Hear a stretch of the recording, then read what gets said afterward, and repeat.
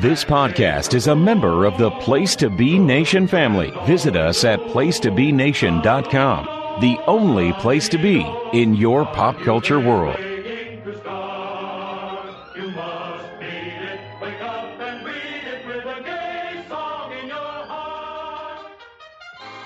Place to Be Nation! Welcome to another great episode of Pop Goes the Classics, the Disney edition here on the Place to Be Nation Pop Feed. Or actually, based on the two films we're talking about tonight, I should say Buenos Tardes, Buenos Noches, Buenos Dias, whatever we want to say. Hello. And we're back. It's been a little bit of a hiatus. There have been, one of us moved to the other side of the world. And, scheduling proves difficult. But, we are dedicated to this. We want to do this. And damn it, we're going to power through at times and bring it to you guys. Hopefully we'll get these to you monthly as much as we can. So tonight we're going to talk about a couple of fun movies, not long movies. They're more compilation of shorts. But we'll talk about that in a minute. Let me get the rest of the trio in here. She is one half of Geek and Sassy over on the Jenny position, and she, often joins me at Laugh in Theater, and you can hear her on the brand new show Telly and Tea here on this very feed. Coming to us all the way from Slovakia, Mirandia Berthold. Miranda, how are you? I'm doing pretty good. It's great to hear your voice again. Great to be on the show with you. And people are going to be like, wait, who's that? She's not dead? You were gone but not forgotten.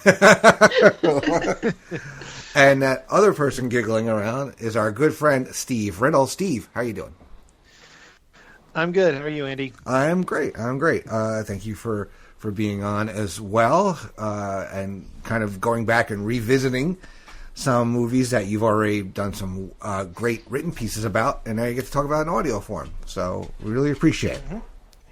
So tonight, looking forward to it. Go ahead, man. That's just I'm looking forward to it. All right, cool. So tonight on this episode, we're going to talk about a pair of movies that came out in the early 40s, Saludos Amigos and the Three Caballeros. I like to just joke around and say this is when Walt had a crush on South America. But doing some research, it was the early 40s. It was foreign, like no pun intended. And with the war going on, we couldn't really go to Europe, and it was an interesting culture that's very different from what we had here at the time in the where they were from and the Midwest and all that. And it was piqued their curiosity. So let's kind of go around and say, we all obviously rewatch these movies right before we record, so that they're fresh and we have new notes. But Miranda, when was the last time you had seen Saludos Amigos? What were your initial thoughts when you did see it? The last time I'd seen Saludos Amigos was probably as a kid. Mm-hmm. I remember really, really liking it, which kind of led us into another film. I didn't remember a lot of it, though. I'm going to be honest. I remember I really liked it. I remember being a kid, but, I didn't remember it. When I sat down to rewatch it, I was like, oh, I think I was mushing two together. Yes. I really do. I think I was mushing this and another one together. Well, they're extremely similar. And for me personally, I hadn't seen this all the way through since I was a kid, but I had seen the shorts. They had put them either, right, on collections that they had released on VHS or DVD, or they played them before other movies at times, or it was one of those Wonderful World of Disney. They would show these things, so they were familiar, just not as the whole package. Well, I was going to ask, actually, since you brought that up, didn't the several other things that we're going to talk about tonight, didn't they show these clips on, even the Disney Channel and, when they did the House of Mouse show, didn't they kind of throw some of these? Because I remember seeing, like you said, individual clips, different parts, but I don't remember seeing, the whole thing. Yeah, I think so. I think they did that. Steve, what are your, when was the last time you saw this, and what were your first impressions of the movie? Well, actually, the last time I saw it was, I watched it earlier today before we got on here, but the first time I officially watched it was last December when I was doing it for my reviews, and it was actually the first time I had ever seen it. I'd heard about it and all the upcoming films we're about to talk about, but it was the first time I had seen it in its entirety. I honestly cannot remember if I've ever seen any of like the individual shorts. Maybe I have. I just don't remember very clearly. But as a whole, it was the first time I'd ever seen it, and being interested, kind of seeing like this behind the scenes look at the animators, and Walt going down to South America, and getting like seeing them like take in all the culture and getting the inspiration for these shorts. It was actually a very unique experience that you usually don't see in a film. Usually, that's like a behind this, an extra for like a DVD or something, but you never actually see it during the actual film itself. Yeah. Oh yeah. No, this was this is one thing about this film is and the next one, they're very bright. And they show, it's really a great peek into that time period as well, because you see the travel, you see the people dress, even like the smoking and all that stuff that was part of culture and acceptable back then, was it's quite different now. I mean, you could say, people call this. I like to use. I have a book that Larry Malton had written about the Disney film, so I like to use it as a source and quote it quite often. And he called it a combination of travelogue, Chamber of Commerce, Goodwill film, cartoon, and it said it came off very well, and which it does. So we're going to dive in now to the shorts. The first one is a glimpse into the Incan culture. It's called Lake Titicaca, and in its segment, Donald is a American tourist and meets some of the locals, including an obstinate llama. I think this is Donald's first time, in a feature-length film. So, Steve, what did you think of Lake Titicaca? Because, this is also one of those where it breaks the fourth wall for the first time, where, the narrator and the main character start to converse with each other, which becomes a staple often in some of the shorts with the main characters, like Goofy. You'll see it with Donald. You'll see it. So, what do you think of Lake Titicaca? I thought it was good little short. I thought picking Donald was a good choice. Because he seems like the kind of character that would be kind of take in this culture, but at the same time, be a typical like a North American tourist and fail miserably at some of the stuff, like and trying to use the flute to serenade the llama was was pretty funny. And it is interesting seeing when we see like the kid play the flute and get the llama to move. It's almost like he's a snake charmer. I thought that was kind of interesting. But it was fun seeing Donald get into his usual antics in a different country. Was cool. Mm-hmm. Yeah, Donald actually probably got to be the audience's view, because you gotta remember, this is 1942, I think it was. This came out, and it's 42. A lot of North Americans had not probably seen this culture, so it was probably their first glimpse into it. Miranda, what were your opinions of the Lake Titicaca cartoon? So I agree completely with Steve. I really like that they chose Donald for this for a lot of reasons. One, because Donald gets frustrated easily, and he tends to lose his temper and kind of misbehave. And like you said, he kind of breaks that wall, and he's talking to the narrator. And I don't know what other Disney character could have yelled or quacked out, "Shut up, you big old windbag," like Donald does. I mean, it's kind of perfect, Yeah. I mean, I think that suspension bridge bit was incredible. So much fun.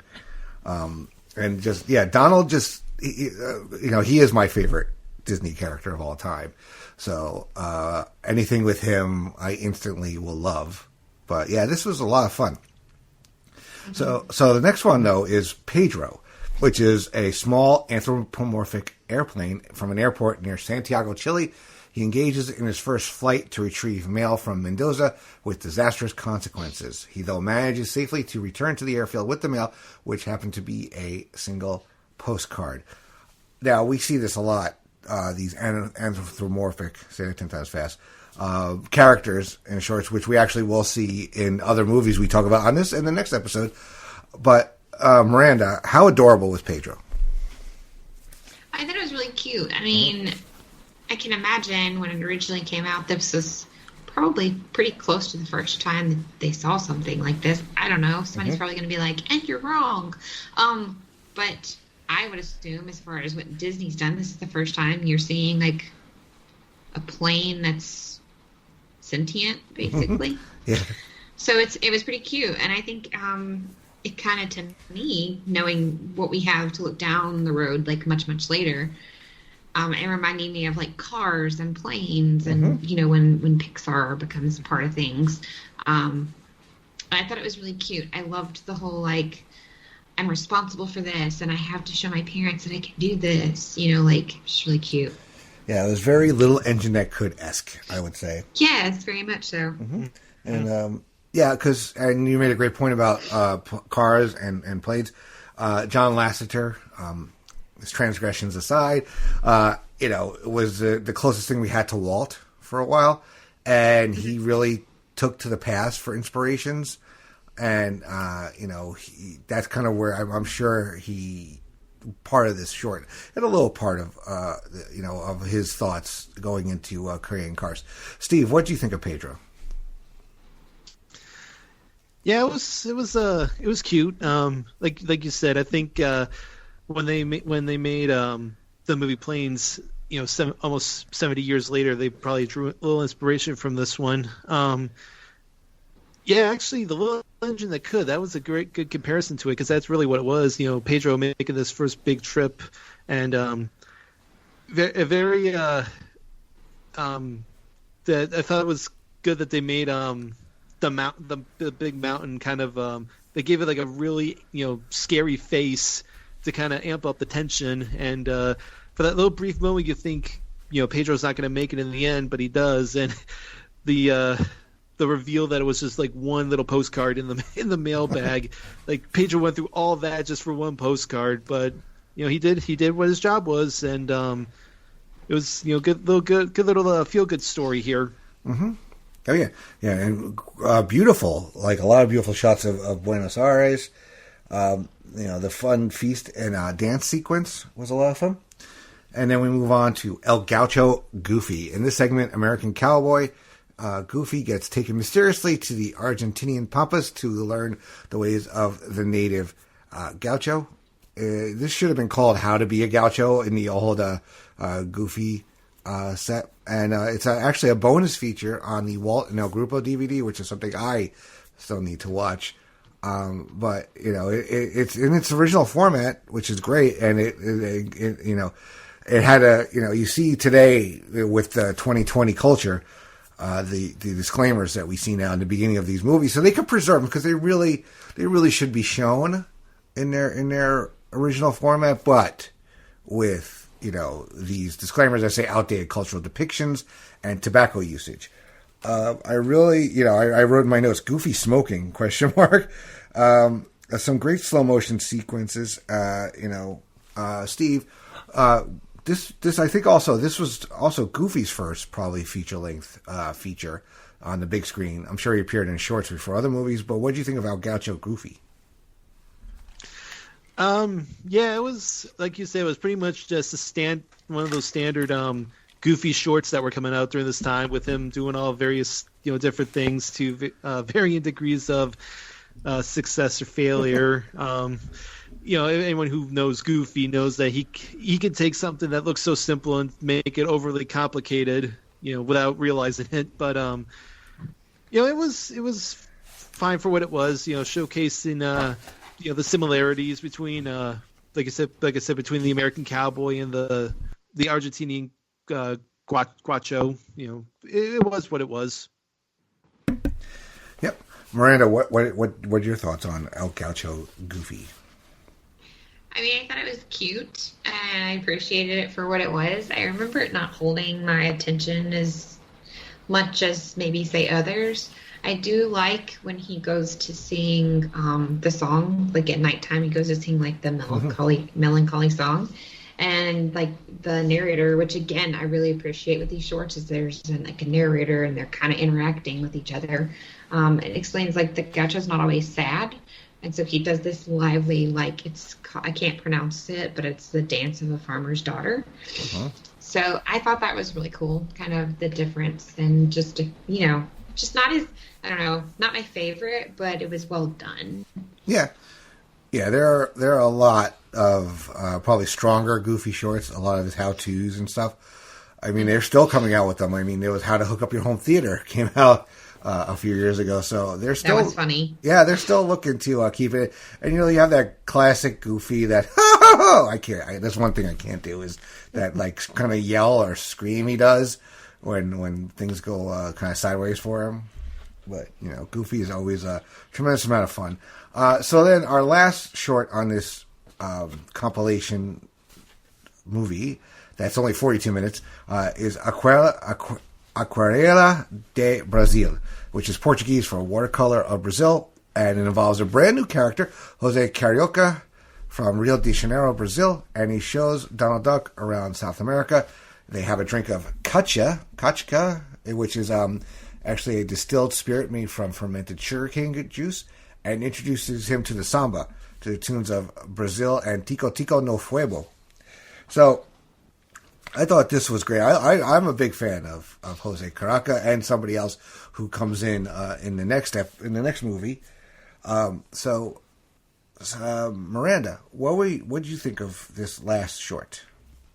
I really liked this one. I don't know if I'd say the best, but I really like it a lot. Kind of shows like the fun side of Donald. It shows you a different part of the world that maybe most people at this time had not been familiar with and thought something else. And the song that's played throughout is actually super catchy. I really liked it. And the song was actually used years later in an early trailer for WALL-E. Okay. And it's also performed in an episode of The Muppet Show on bagpipes by the Scotsman. Love The Muppet Show. Yeah, and it seemed like a sequence kind of straight out of Fantasia because of the way it was animated. The plants, the flowers, and the fruits are revealing to be birds. And then Donald drinking booze that ends up lighting Jose's cigar. And Donald basically gets as drunk as Dumbo in this short. He's drinking some samba. Yeah. And so, Steve, what were your thoughts on this short? I liked it too. I thought it was a good introduction to Jose. My favorite part is he's Jose's spouting off Portuguese, and Donald's got 15 or 20 books to try to translate. and then by the end of it, Jose just speaks perfect English, and it's like all for nothing. So, and yeah, him showing introducing Donald to the samba, and Donald can't obviously hold his liquor, and he gets the hiccups, and Jose tells him, "Now you have the spirit of the samba in you with the hiccups." So I thought that was kind of funny too, but yeah, it was a fine way to kind of close out the film, and like I said, introduce us to Jose. He'll be a bigger part of the next film. Mm-hmm. Yep, that is right. And speaking of that next film, we're going to get to that in just a moment. So stick around with Mirandia Berthold and Steve Riddle. I'm Andy Atherton. Pop Goes the Classics Disney. We'll be back in just a minute.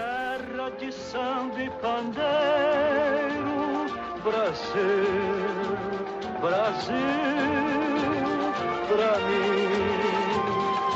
mim.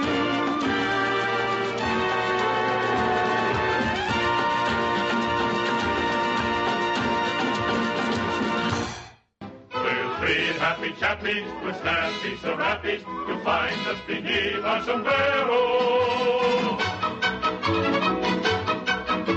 We're brave and we'll stay so. We're bright as a peso. Who said so? We say so. We're three caballeros.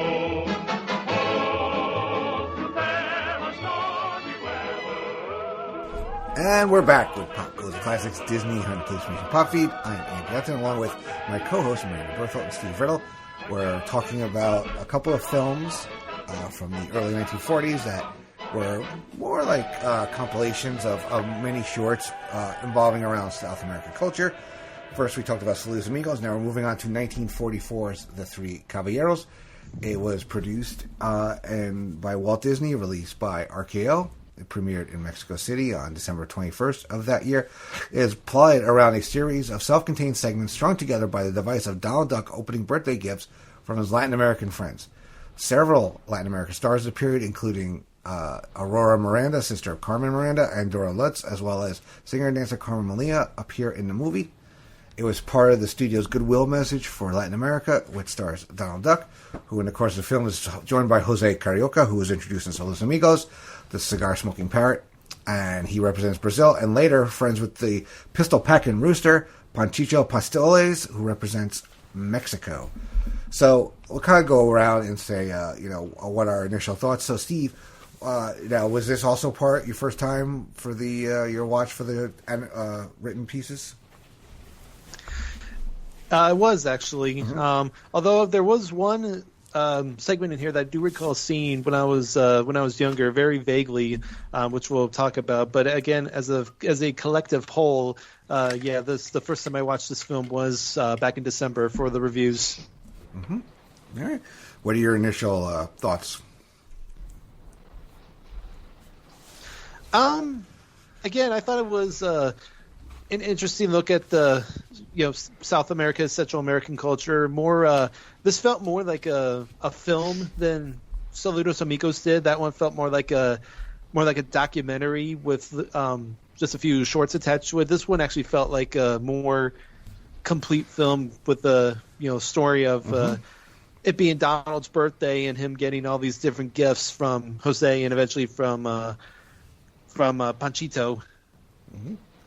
All right. Miranda, remember the first time you saw this? What your initial thoughts were? I do. So I remember I was a child. How old? I don't even freaking know anymore. But I know that I loved this. Three Caballeros was always one of my absolute favorites. I think I've said it before that my grandparents got a VCR and they would record things off the Disney Channel. So I remember having it on VHS, but I don't think it was like we bought it on VHS. I think it was one of those things that because obviously this came out in the 40s, so they would have aired it on the Disney Channel in the 80s. So they would just record stuff. Because I remember watching it over and over again, and that would be the only way possible. And I was looking at the various release dates on this, so that means my grandparents had to have recorded it. Mm-hmm.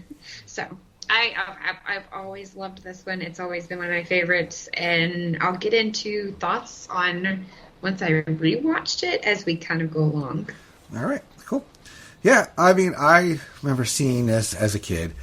And I really love this film as well. It's like Steve, you hit it right on the head there. That this is more of a complete film. The other one is more like let's show you different parts of South American culture and kind of try to string them together with the animators visiting South America. This is more the whole Donald's 10th birthday, and that annoying Arcuean bird. I mean, I think that's one of the most annoying characters in the history of Disney. I can't, for some reason, he just rubs me the wrong way. But, so, it starts off, though, with the Cold-Blooded Penguin, which is narrated by Sterling Holloway, one of my favorite voices of all time. He is going to be present in lots of movies that we're going to talk about over the next several episodes. Amazing narrator. Mm-hmm. He is. Oh, that voice is just, reproducing images of penguins in Antarctica. In the segment, a penguin named Pablo is so fed up with the freezing conditions of the South Pole that he decides to leave his home for warmer climates and navigates the long coast of Chile, passing by Lima and Quito before landing on the Galapagos Islands. Now, Miranda, what do you think of Pablo? Pablo the Penguin is probably one of my favorite little animated shorts. I love that he's a penguin and he's supposed to live in the South Pole and he's supposed to love this weather, and they're showing the life of all the other penguins living it up, staying at they have one, they're like a nice day at the beach and they're all playing in the snow and stuff. And Pablo is like, screw this, I need my heater. I have to have my stove. I'm going to travel the world. Oh, wait, I get too cold. I need my stove. And the little antics of okay, I'll just travel. Well, that didn't work out too well for him. Oh, I'll travel with my stove. That didn't work out too well either.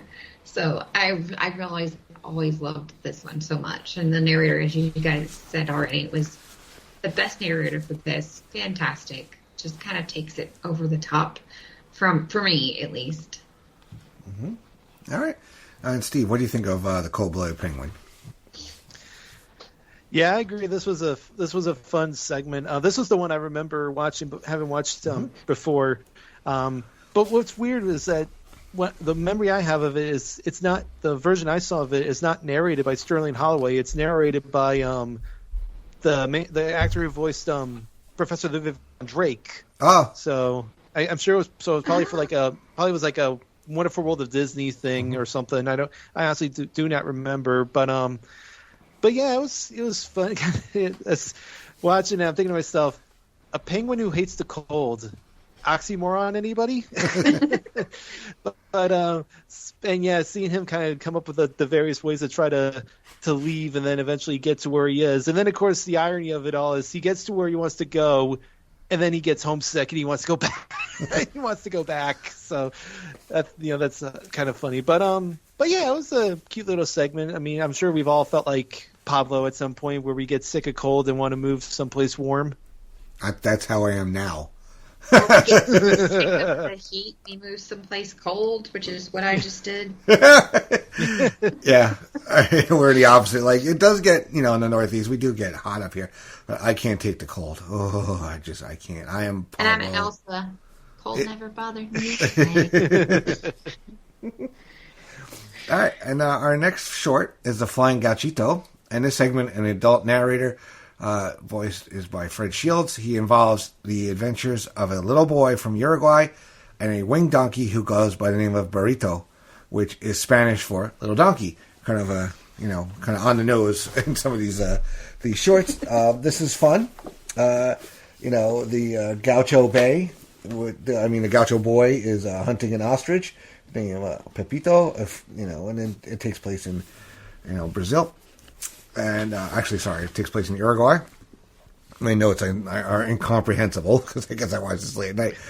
But Steve, what did you think of Flying Gauchito? It was fine. It was kind of similar to the previous one with Goofy, just with an actual boy that lives in Uruguay, and he wants to be a gaucho, and he finds, a donkey with wings, and they decide to get in this race, and he ends up winning, but he gets, their scheme blows up at the end when they find out that he essentially cheated. But as a segment, it was okay. Yeah. Not really much else to say. Yeah, it's kind of there. Miranda, what do you think? I think it's really cute. It can be a little like, okay, you could have cut that out, if that makes sense, where they're like, do it now, Burrito, do it now. And he's like, no, not yet. No, now. No, not yet. And, where he's arguing, the older version of himself is kind of arguing with the cartoon, non-speaking young version of himself. That, to me, as an adult, rewatching it, I was like, huh?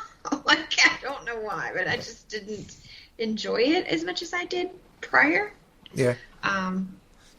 And it is, he's supposed to win, what is it, like 1,000 pesos or 100 pesos or something, and he kind of misses out on that. And then the way it ends, which, obviously it's not a spoiler because we're discussing it, but when it ends and he's like, we were never seen from again, haha. And I'm like,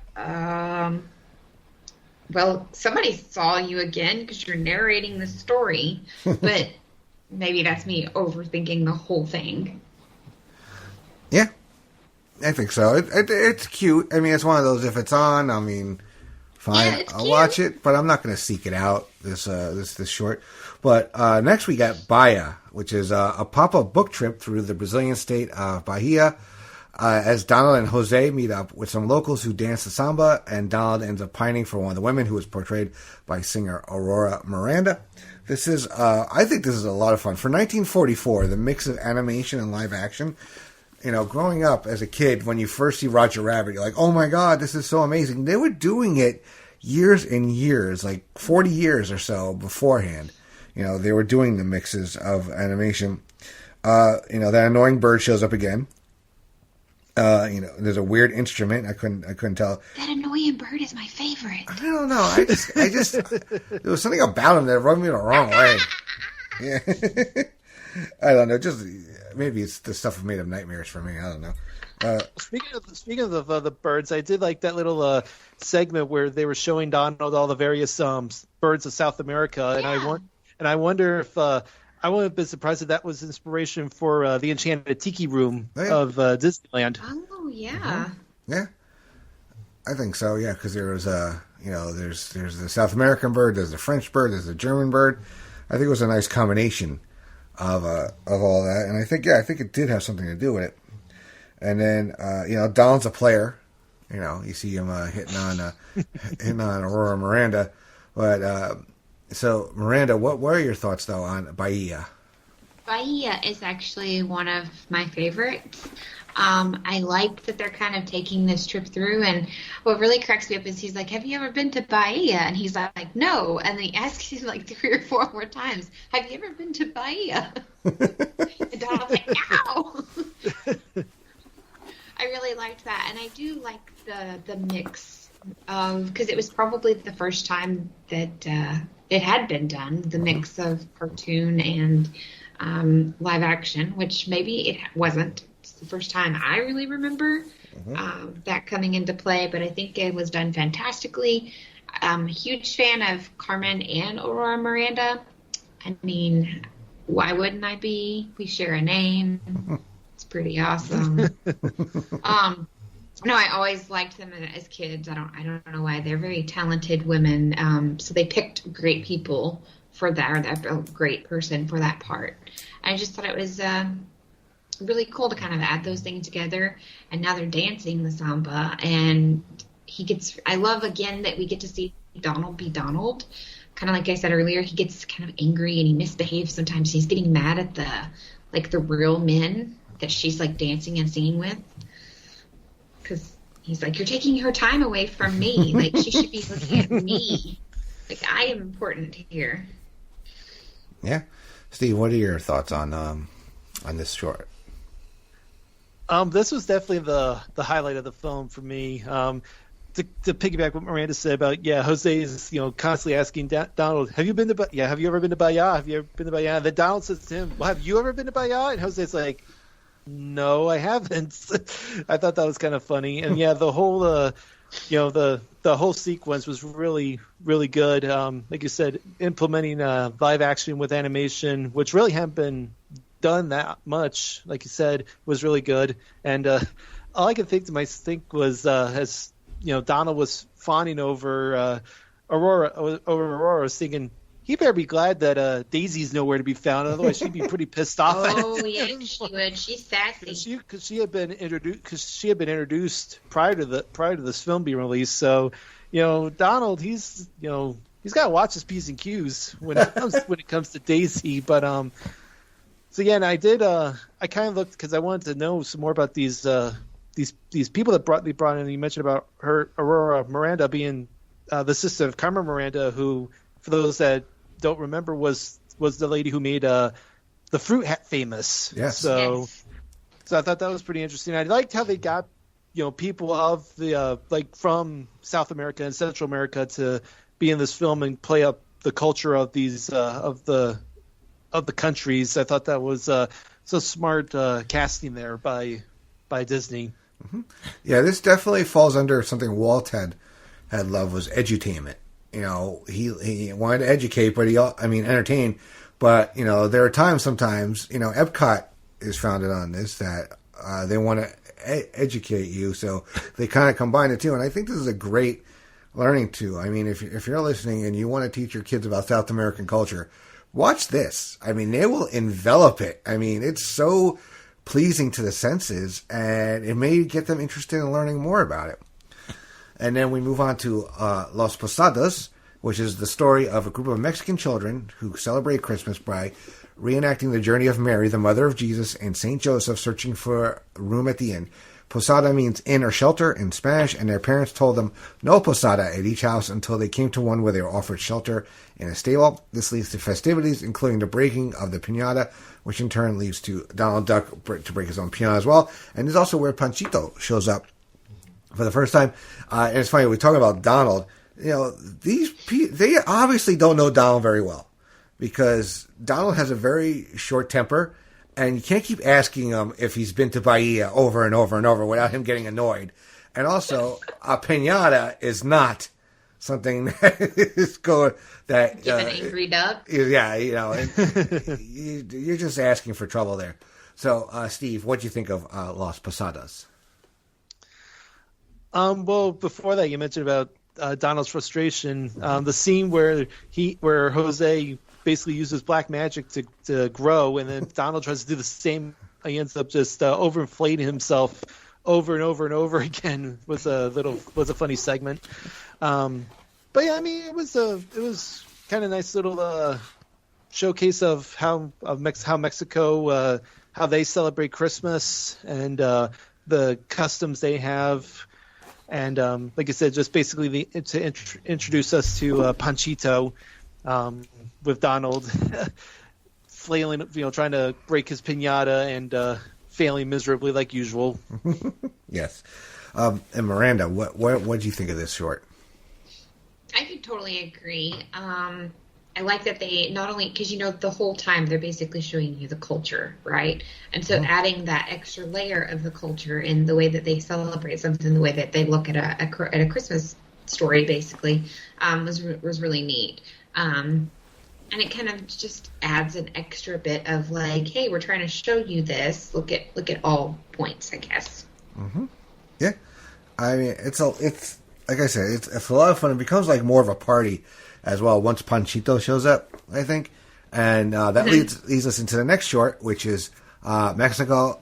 And let me apologize to anybody that I mispronounce things, so I'm very sorry. I'm trying my best. Pátzcuaro, Veracruz, and Acapulco.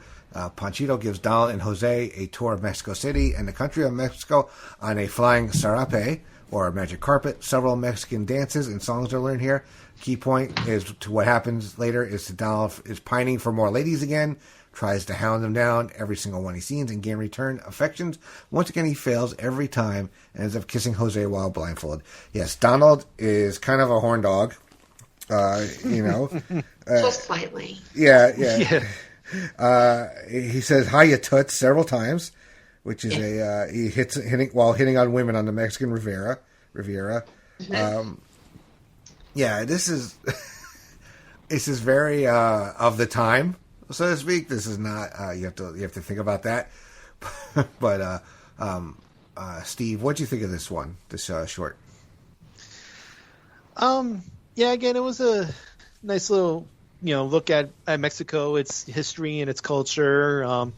I have to say, aside from the Bahia sequence, that the Three Caballeros song is definitely one of the highlights of the film. Yes. And I'll tell you, we thought Jose had a lot of energy, but Panchito's definitely got him beat in the energy department.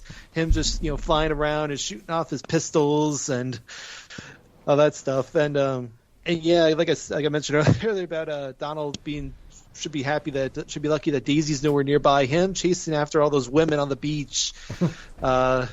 Yeah, I don't think that would fly today. I don't know how well that would fly today, but it just shows Donald trying to have some fun and once again getting denied when Jose and Panchito take him away on the carpet.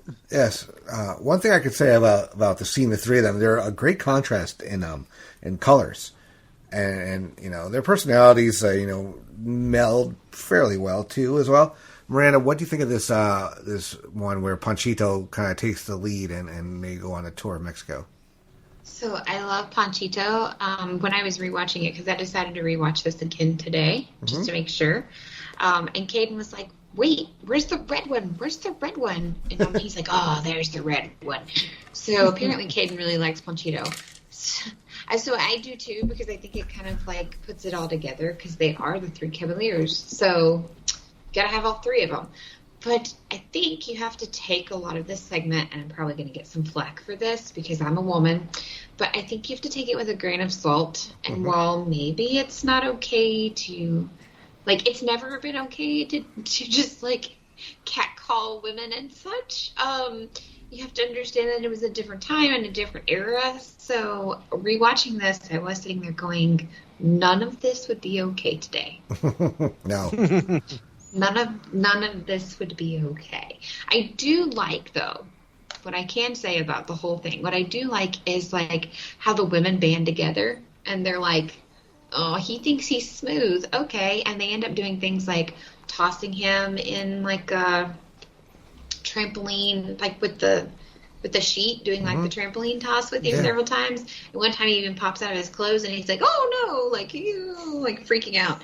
So I like that they kind of like gang up together and they're like, okay, that's fine. Watch this. Yeah, it was fun. And like I said, yeah, it's again, grain of salt, you know. Right. You know, just because it's Disney doesn't mean it, you know, they were always right. You know, it was, at the time it was acceptable, but, you know, times change, you know, people, culture changes, and, you know, it wasn't necessarily right then. It was just, you know, part of the culture at the time, you could say. So then we move on to our final part of the movie, though, it's called You Belong to My Heart, and Donald's Surreal Revelry. The skies of Mexico City result in Donald falling in love with singer Dora Luz. The lyrics in the song play itself in parts in the scenarios and what's happening. Several imagined kisses lead to Donald going into a love is a drug scene, and he constantly envisions sugar rushes of colors, flowers, and Panchito and Jose popping up in the worst moments, making chaos. The scene changes after Donald manages to dance with Carmen Molina in the state of Oaxaca in the isthmus of Tehuantepec. The two dance and sing the song La Zanunga. Carmen begins the singing song with Donald quacking out the rest of the chorus with her. The drunkenness slows for a second after Donald multiplied himself while dancing, but speeds up again when Donald appears dressed in Charo's outfit and uses a horsewhip as a conductor's baton to make cacti appear in many different forms while dancing to Jesuita in Chihuahua, the trademark song of the Mexican Revolution. It's notable for providing masterful combination of live action and cartoon animation. And then the scene is interrupted by Panchito and Jose, who suddenly splice things up in the finale of the movie, and Donald ends up battling with the same toy bull with the wheels on its legs the day before. The catch that is again loaded with firecrackers and other explosives. Following the firecrackers finale, the end exploding from the fireworks, which is in Spanish for, and then in the colors of the flags of Mexico and Portuguese and the colors of Brazil, and finally in English with the colors of the United States. So kind of brings it all together how, you know, Donald is American, Jose is Brazilian, and Panchito is Mexican. And this is if you drank a lot of cervezas before this, it was tripping me out. Miranda, what did you think of this final bit of the movie? I actually like this final bit. I think it kind of goes in and starts showing you some of the things that you're going to see in later movies. And I know that we've already said that a bunch, and we're probably going to continue to say that. But specifically when they're doing like the You Belong to My Heart, and there's the flower around her head, and there's like little bursts and pops of color, it reminded me of some of the things that you're going to see in Alice in Wonderland. It reminded me of some of the things that you see later with Winnie the Pooh, the Heffalump especially, if you remember that part, like kind of the same like pops and in your face and a little creepy. Yeah. So I really enjoy that you're kind of going through all of these, going back to the very first one of these we did to now. We're slowly seeing the progression of Disney, and we're like, oh, that's going to come into play later. So I really like it in that sense, and I really also thought overall the Donald Surreal part, it really kind of closed it up, handled it out, and like kind of matches with Donald's like behavior and kind of like who he is. Yeah. All right. Steve, what did you think of this last piece of the movie? I enjoyed it. I thought I really like the song "You Belong to My Heart" as a ballad. I think it's a nice little tune. I think Dora Luz does a very fine job of singing it. You definitely feel like you're on some sort of psychedelic acid trip watching that last little bit. It's kind of similar to like you mentioned, all the stuff we'll see, but also kind of harkens back to the Pink Elephants on Parade scene from Dumbo, when they get drunk and they have the hallucinations of the elephants. It's kind of the same thing. And then the last little sequence with Carmen Molina and her dance there was a nice little kind of close out to the segments on kind of showcasing the Mexican culture. And then the very end where Jose and Panchito play one more little trick on last little trick on Donald, send him flying into the sky, explode in the fireworks exploding. It was a nice touch, and I liked how they did the three how they said the end in the Spanish, Portuguese, and English to kind of bring it all together with the three of them. It's just a good way to end the film. Yeah, it's a lot of fun. They put a nice little bow on it, and that kind of wraps up the movie. But we still see the Three Caballeros. They keep appearing, and Miranda, you were right. They do appear in the House of Mouse at times. I believe recently they showed up in DuckTales. I mean, Donald's a lot of places, but Jose and Panchito do make their appearances here and there. As far as at the parks, you can see them at Disney's Coronado Springs, where there's topiaries, and at Disney's All-Star Music Resort, where there's a fountain depicting the trio. And of course, the over in Tokyo, which no one knows if any of us will get there. At the Tokyo, I guess I'm closer than. Yeah, you are closer than all of us. At the Tokyo Disney Sea Resort park, they have an area. It's like a dock where it's a character meet, and of course the big thing is the Grand Fiesta Tour, which used to be called the El Rio del Tiempo or the River of Time, at the Mexico Pavilion in Epcot. If you are going on a Walt Disney vacation soon, I mean, I know it's tough. I know our good friend Chad is actually in Disney right now, and I would suggest, if you're a big fan of the Three Caballeros, to go on this ride, because there's been strong rumors for the last year or two that they want to retheme much of this pavilion to Coco. So, so if you're a big fan, also something happened a couple months ago. I think it was Panchito. The animatronic of Panchito fell over during a ride. Uh-oh. Yeah. It took them a few minutes to close a ride down, and it did. Look it up on YouTube. It did happen within the last few months. But Miranda, have you been on the Grand Fiesta Tour? I have not. Okay. I know you're not. Which I've only been to Disney. Uh-huh. Wait. Hang on. I always do this. I know them, but then you have that moment where you're like, which one's which? Land is California. I've only been to Florida. Okay, yeah, it's in Florida, but it's at Epcot. Oh, okay, yeah. It was raining that day, so we didn't get to do as much as Epcot as we wanted. And honestly, I've said this before, we went to Epcot thinking, because Jerry had not been to Epcot since he was a kid. I had never been to Epcot. We were thinking, Caden, this is probably not going to be the park for Caden. He's probably not going to have a lot of fun. And since today is his actual birthday, if he decides he wants to bill at Epcot, we were prepared to do so. And then he found the Phineas and Ferb, which used to be the Kim Possible. Yeah. Mm-hmm. Yeah. And so it was kind of he was literally pushing other park goers out of the way to get to the next clue. So we kind of did the Phineas and Ferb thing. Yeah, you're a little more focused on that. We snacked our way through different places because we could do Phineas and Ferb at the same time. Mm-hmm. Yes. Steve, have you ever been to this ride in Epcot? I don't think so. I have been to Epcot before, but I don't think I've ever done any of the rides in the countries. Okay. I just usually when we go, last time we went, we just we visited the countries and kind of walked by the shops and all that stuff, but I don't think we did any of the rides. Yeah. There's actually currently there's only 2 rides, but there's actually a third one opening. It's funny too that the 2 rides were literally in pavilions, almost either right next to each other or one apart on one side. So you have this, and they're both boat rides. You have the this ride, which is fun. It's just like, it's like a little boat ride. It's kind of like just like watching a movie, with dancing and animatronics and birds and all that stuff. It's a nice way to relax. And the Mexico Pavilion is a lot of fun because it's pretty much all indoors inside that, whatever that temple is, whatever it's called. And it's like you go in there, you feel like it's like nighttime, and it's like you lit up and a plaza and all that. So it's a lot of fun in there.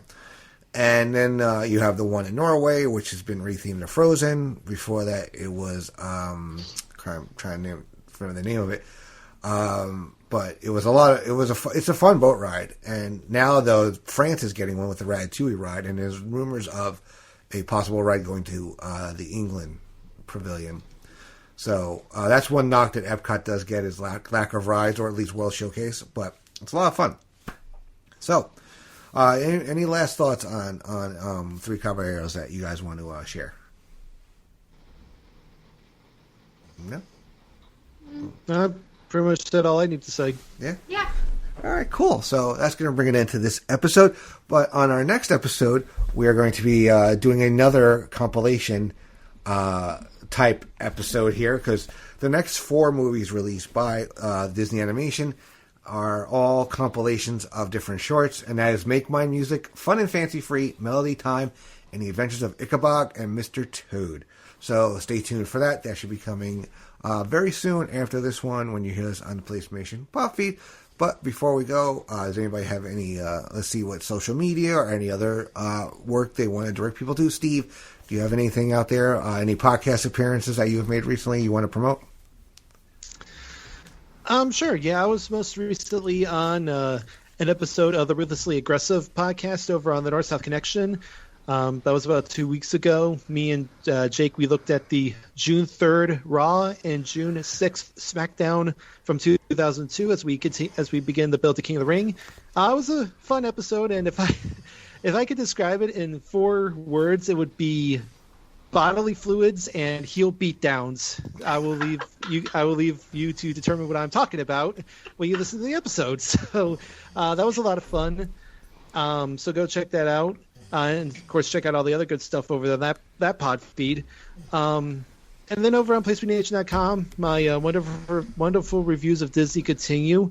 As we're recording, the most recent one to drop was 2007's Meet the Robinsons, which was okay. wasn't great, but it wasn't terrible. So the next one on there will be Bolt, which I'm interested to see how that turns out. As getting close to the end here, we only got one more decade to go, so we're closing in on the last couple of films in the franchise here. And yeah, that's pretty much it on my end. Yeah. Oh yeah, I mean, I like Meet the Robinsons. That was fun. Now, my daughter was little when that came out, so I did watch it a bit. And then Bolt was my son when he was born. He loved Bolt a lot. I mean, and I think Rhino is one of the funniest characters in any animated film. I'm sorry, just that he's like a super fan. Oh my god, I can't wait to read that article. So, and I can't wait to get to that movie when we finally get there. Miranda, what do you have? You have anything going on besides moving halfway across the world? Moving halfway across the world. No, I am finally, I guess, as you could say, settled as best as can be at the moment. That horrible C word is causing some bumps, but that's okay because it's causing bumps for everyone. So I'm doing the best I can to get settled and get back in the podcasting world. So there should be more Telly and Tea coming soon, more Geek and Sassy being planned. Just lots of planning at this point now that we're establishing time zones and schedules and things like that. Awesome. All right. As for me, check me out here on PlayStation Nation. Pop feed mostly. Laugh in Theater. The last episode was Harold and Kumar Go to White Castle. That was with my friend Scott Shiflett. A new episode of Great Debate should be out by the time you hear this. That is myself with Ben, Rory, and Callum, the Special Relations crew, the Brits we like to call them. Also, Making Mount Rushmore, new episodes come out every other Monday. That is always with a different crew. I am the moderator. I am just there to let the talent shine and just move the show along. So I'm glad everybody really likes the show so far, and people are really buying into the concept. So keep listening on that. And we have Blockbuster Rewind. The next episode is going to be myself, my co-host Scott Shiflett, and Eric Eels, where we're going to be discussing the Scream franchise with the Podfather, Scott Criscolo. And Aaron Pop will be back with 1986 very soon over on the wrestling feed, the Wrestling Network, as Scott likes to call it. A new episode of Evolution is up there with J.R. Sunil D'Amato. We broke down the career of Rowdy Roddy Piper, as well as the lads, the Brits. Also, we did an episode of Great Debate Wrestling, which should be up by the time you hear this. Don't forget to check out the website, PlaceToBeNation.com.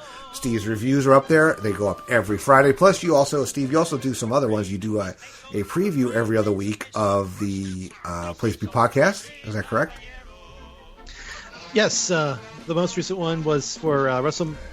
I looked at Ultimate Warrior Randy Savage career-ending match, which is, I agree with Scott and Justin, still one of the greatest matches in WrestleMania history. Mm-hmm.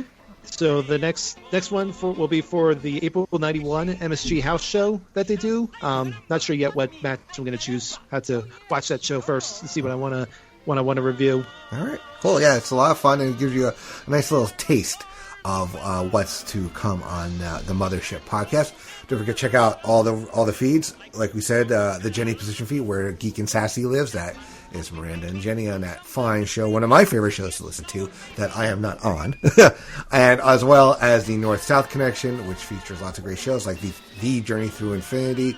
The Journey Through Infinity is on Jenny Position. On North-South Connection, you have Extreme Three-Way Dance, Ruthlessly Aggressive, Shrink Wrapped, lots of fun stuff on that feed. So I want to thank Miranda and Steve for getting together once again on Pop Goes the Classics Disney, and we'll see you on the next episode. Thank you for listening, everybody. Take care.